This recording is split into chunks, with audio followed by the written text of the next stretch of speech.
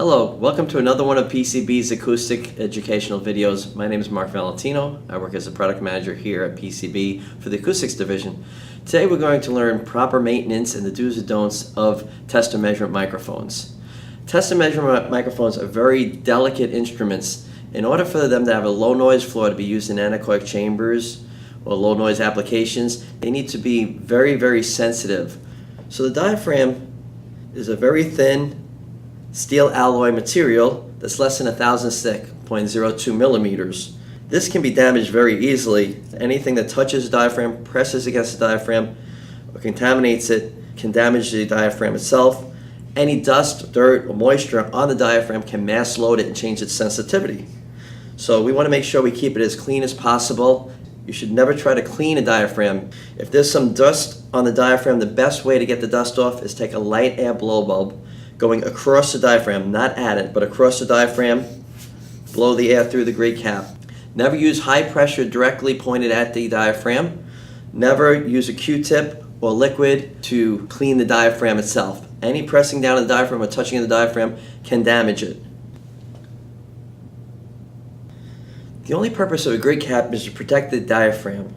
You should never remove a gray cap under normal procedures and normal applications. The only time you would ever remove a gray cap is to insert a nose cone for wind applications, or for electrostatic actuator calibration, or for couplers.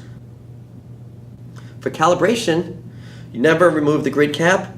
All you do is insert it into a handheld calibrator. We recommend that you let the microphone sit for 30 seconds so heat transfer from your hand does not affect or impact the sensitivity. The gray cap has very narrow slots to keep any sharp objects from hitting the diaphragm. As you see with this example, this diaphragm has a little hole in it, and that can be done by either a sharp object hitting the diaphragm or a spark hitting the diaphragm and perforating it too. Environmental conditions can have a negative impact on the microphone and its sensitivity and stability.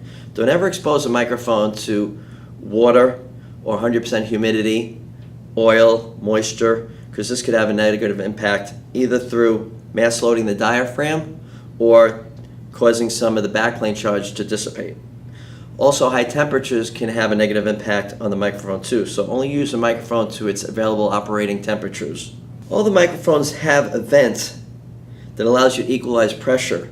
Never cover the vent either with tape or holder. Large pressure fluctuations can either damage a microphone or cause it to overload. The preamplifiers will come with a cover to keep contamination away from the electrical connector. Never take this cover and put it over the microphone itself. I've seen people do this, and what that does is cause a vacuum and it'll stretch the diaphragm. Please note that vibration and electromagnetic fields also have a negative impact on the sensitivity of the microphone and can change the sensitivity or the output of your microphone. Make sure you never drop a microphone. Sometimes this is easier said than done. Everyone, even including myself, has dropped microphones. When not in use, we recommend that you store the microphones in their protective cases away in a cool, dry area. In summary, please remember, do not remove the gray cap unless absolutely necessary. Never touch or press the diaphragm. Avoid diaphragm contamination, dirt, dust, or moisture. Do not place the rubber electrical connector cover over the microphone. Do not cover the preamplifier vent. Do not drop a microphone, and always store the microphone and preamp in its protective case. For more information, visit pcb.com/acoustics or give us a call at 1-800-828-8840.